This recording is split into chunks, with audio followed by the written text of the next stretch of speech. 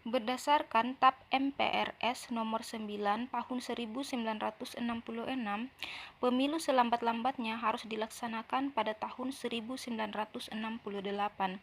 Namun karena berbagai pertimbangan dan keamanan nasional maka baru bisa terlaksana pada tahun 1971. Peserta pemilu terdiri dari 9 partai politik, yaitu NU, Parmusi, PSII, Perti, Partai Kristen Indonesia, Partai Katolik, Partai Murba, IPKI, PNI, dan ditambah dengan Golkar. Dengan terlaksananya pemilu, maka MPR dan DPR telah bisa berfungsi kembali secara optimal. Setelah pelantikan anggota MPR dan DPR, hasil pemilu pada bulan Maret tahun 1973 dilaksanakan sidang umum MPR yang mengesahkan GBHN dan memilih melantik Bapak Soeharto dan Sri Sultan Hamengkubuwono IX menjadi presiden dan wakil presiden.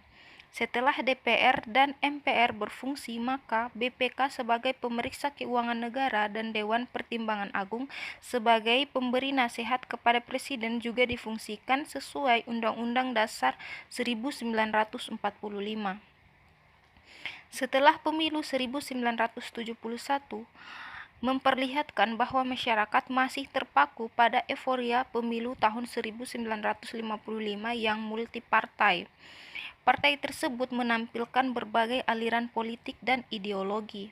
Untuk itulah, pada tanggal 5 Januari tahun 1973, Partai Islam digabung menjadi Partai Persatuan Pembangunan atau PPP, dan partai yang berhaluan nasionalis dan Kristen digabung menjadi Partai Demokrasi Indonesia atau PDI pada tanggal 10 Januari 1973.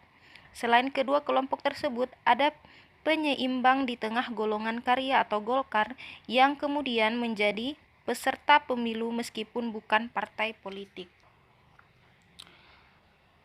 Setelah pemilihan tahun 1971, pelaksanaan pemilu yang periodik dan teratur mulai terlaksana. Pemilu ketiga diselenggarakan 6 tahun lebih setelah pemilu tahun 1971, yakni tahun 1977. Setelah itu selalu terjadwal sekali dalam 5 tahun. Dari segi jadwal, sejak itulah pemilu teratur dilaksanakan. Satu hal yang nyata perbedaannya dengan pemilu-pemilu sebelumnya adalah bahwa sejak pemilu tahun 1977 pesertanya jauh lebih sedikit, 2 parpol dan 1 Golkar.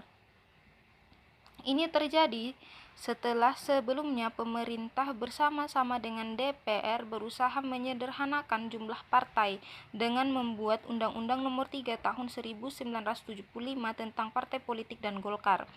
Kedua partai itu adalah Partai Persatuan Pembangunan atau PPP dan Partai Demokrasi Indonesia atau PDI, dan 1 golongan karya atau Golkar. Jadi dalam 5 kali pemilu, yaitu pemilu tahun 1977, 1982, 1987, 1992, dan 1997. Pesertanya hanya 3 tadi. Hasilnya pun sama. Golkar selalu menjadi pemenang, sedangkan PPP dan PDI menjadi pelengkap atau sekedar ornamen. Golkar bahkan sudah menjadi pemenang sejak pemilu tahun 1971. Keadaan ini secara langsung dan tidak langsung membuat kekuasaan eksekutif dan legislatif berada di bawah kontrol Golkar. Pemilu kedua pada pemerintahan Orde Baru ini diselenggarakan pada tanggal 2 Mei 1977. Sama halnya dengan pemilu tahun 1971, pada pemilu 1977 juga menggunakan sistem perwakilan berimbang atau proporsional dengan stelsel daftar. Pemilu 1977 dilaksanakan dengan asas langsung, umum, bebas, dan rahasia.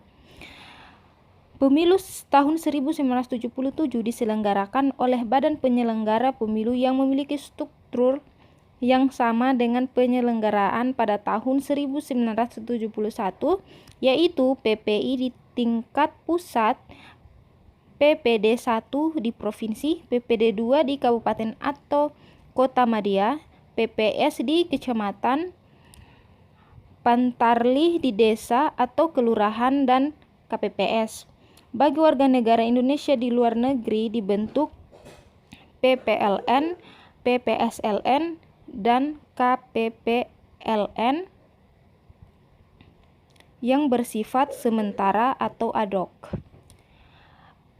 Pada pemilu tahun 1977 ada fungsi atau peleburan partai politik beserta pemilu tahun 1971 sehingga pemilu tahun 1977 diikuti 3 peserta pemilu, yaitu Partai Persatuan Pembangunan atau PPP yang merupakan fusi atau penggabungan dari NU, Parmusi, Perti, dan PSII. Golongan Karya atau Golkar, Partai Demokrasi Indonesia PDI merupakan fusi penggabungan dari PNI, Parkindo, Partai Katolik, Partai IPKI, dan Partai Murba. Peristiwa Malari terjadi saat Perdana Menteri Jepang Tanaka Kakuei sedang berkunjung ke Jakarta pada tanggal 14 Januari tahun 1974. Mahasiswa merencanakan menyambut kedatangannya dengan berdemonstrasi di Pangkalan Udara Halim Perdana Kusuma. Karena dijaga ketat, rombongan mahasiswa tidak berhasil menerobos masuk Pangkalan Udara.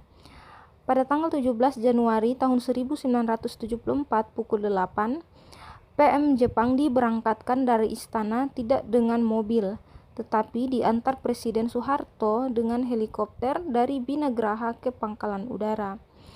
Kedatangan Ketua Intergovernmental Group on Indonesia atau IGGI, Jan Peprong, dijadikan momentum untuk demonstrasi anti modal asing. Klimaksnya, kedatangan PM Jepang pada Januari 1974 disertai demonstrasi dan kerusuhan. Usai terjadi demonstrasi yang disertai kerusuhan, pembakaran, dan penjarahan yang menyebabkan Jakarta berasap, Soeharto memberhentikan Sumitro sebagai Panglima Komando Operasi Pemulihan Keamanan dan Ketertiban dan langsung mengambil alih jabatan itu.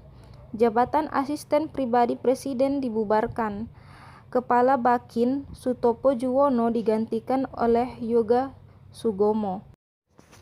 Dalam peristiwa Malari, Jenderal Ali Murtopo menuduh ex-PSII dan ex-Masyumi atau ekstrem kanan adalah dalam peristiwa tersebut. Tetapi setelah para tokoh dalam peristiwa Malari seperti Syahrir dan Hariman Siregar diadili, karena tidak bisa dibuktikan bahwa ada sedikit pun fakta dan ada salah seorang pun tokoh ex-Masyumi yang terlibat di situ. Belakangan ini barulah ada pernyataan dari Jenderal Sumitro dalam buku Heru Cahyono, Pangkop Kamtib, Jenderal Sumitro dan peristiwa Malari bahwa ada kemungkinan kalau justru malahan Ali Murtopo sendiri dengan CSIS yang mendalangi peristiwa Malari tersebut.